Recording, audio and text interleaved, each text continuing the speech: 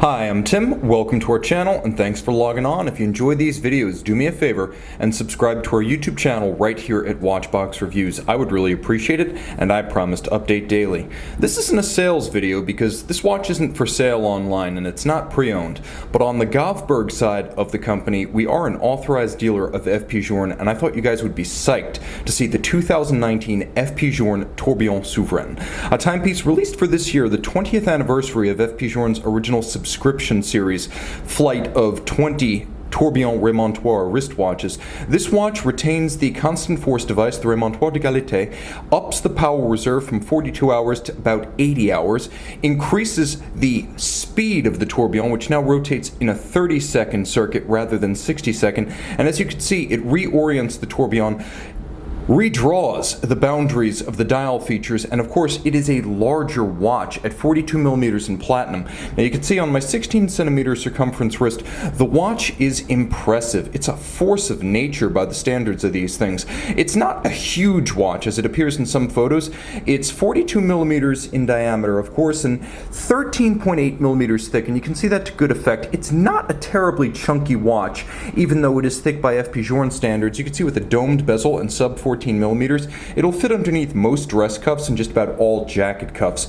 Lug-to-lug, again, it's on the large side for FP Journe, but 51.8 millimeters is not huge, and you can see that the shape of the lugs here really matters as they drape down around the wrist and they turn almost 90 degrees from the horizontal of the case band. A nice proportional spacing. The lugs measure 20 millimeters, which is fairly standard but nicely matched to the size of the watch. Again, this is not an oversized watch, even if it has a reputation for being a bit big by the standards of Francois-Paul Journe. Now let's get a little bit closer and take a look at some accessories because they're a tad distinct from what you'd expect. At FP Journe, you normally get an alligator leather strap that's gator on both sides. Here you have calfskin on both sides. It is very soft, very supple. It reminds me of the Hermes straps featured on Parmigiani watches. It's that good. Contrasting stitch, light brown, almost a honey brown. You can see that FP Journe uses a curved spring bar so that the lugs can be drilled close to the case, and yet there is no impediment to the motion of the strap. You can pull it straight down around a smaller wrist. The watch features a matching platinum pin buckle. You can see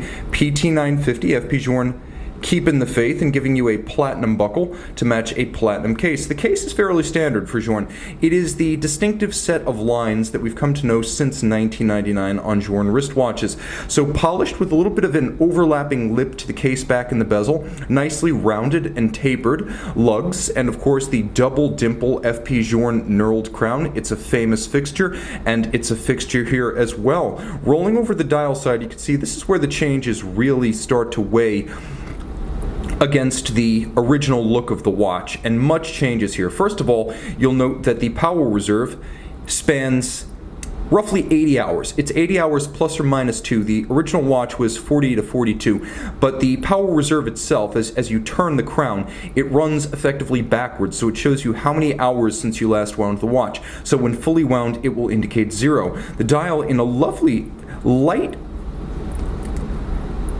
hobnail or clou de Paris, and you can see it is a very fine matrix across the surface of the rose gold dial. You have black polished screws in two sides. You have a jumping seconds indicator, and then you can see through an aperture in the dial the remontoir d'égalité system that indexes this 1 beat per second device. It's really just an extended pinion off the wheel that operates the quantized 1 second burst remontoir constant force device. That meets out power to the tourbillon itself. So the tourbillon receives a burst of power or torque every 1 second. The idea being to take the energy of the mainspring and then to parcel it out in equal portions of energy to the escapement, with the idea essentially that the balance and the escapement always receive the same amount of energy, whether the watch is fully wound or minimally wound. And for all but the last 12 or so hours, you do get close to constant force to the escapement. The amplitude of the watch, when fully wound, is about 260 degrees, and after 24 hours, it is also 260 degrees,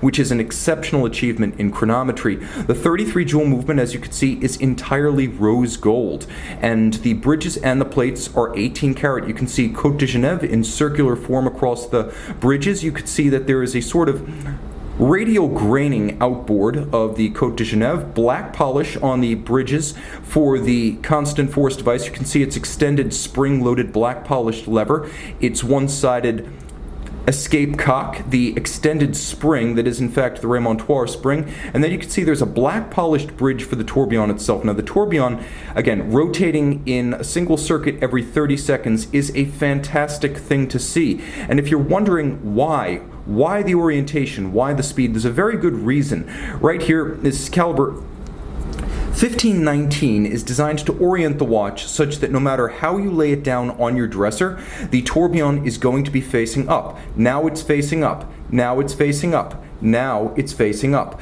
The understanding being that given the amount of time your watch spends on your dresser at night, whether it's a deployant clasp and the watch is lying on its side, or a pin buckle as shown here and the watch is lying on its caseback or its dial, the orientation of the tourbillon is the same. And as with a pocket watch in a vest pocket in the 18th or 19th century, it will sit at a constant orientation for much of the day, thereby allowing the tourbillon to even out the deviation effects of gravity as they can affect the watch. Now the watch is free sprung, so it's been adjusted in 6 positions with a free sprung balance, so this is both a very precise adjustment, and due to the free sprung architecture, shocks and bumps on the wrist cannot reorient a mobile stud index regulator. The watch doesn't have one. There is an overcoil hairspring, handmade. You can see the kink of the overcoil, allowing the overcoil to beat concentrically in any orientation with respect to gravity, working in tandem with the multiple position adjustment, the remontoir, and the tourbillon to ensure chronometric precision. It's also worth mentioning that the balance is huge, with a